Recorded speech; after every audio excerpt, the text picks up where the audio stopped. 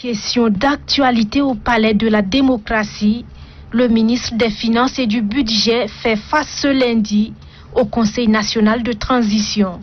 Selon les analyses du contenu de la circulaire relative à la préparation du budget général de l'État pour l'exercice 2022, quelques zones d'ombre ont été identifiées par le Conseil national de transition.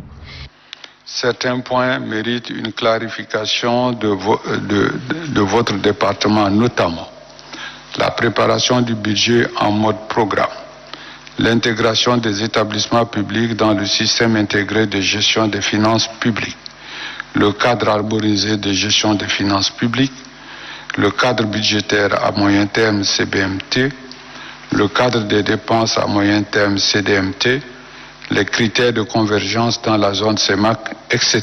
De ces points d'ombre surgissent d'autres interrogatoires exprimés par les membres du Conseil national de transition.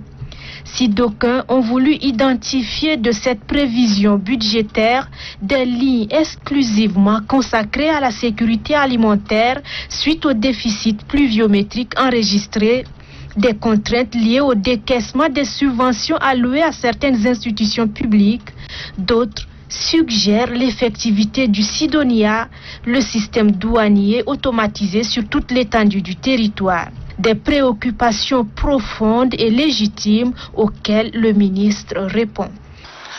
C'est la préoccupation première du gouvernement, la question de la lutte contre la pauvreté, du pouvoir d'achat, de la scolarisation, de la santé de nos populations et de leurs moyens de déplacement sont les priorités numéro 1 du gouvernement, et il est question que les ministères sectoriels le reflètent dans leur budget en partant des moyens qu'on a.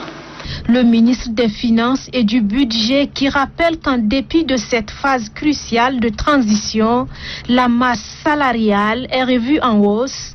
Il annonce en outre des innovations majeures dans le prochain projet de loi des finances pour l'exercice 2022. Il s'agit du budget programme, une démarche selon laquelle chaque département ministériel défendra sa ligne budgétaire devant le Conseil national de transition.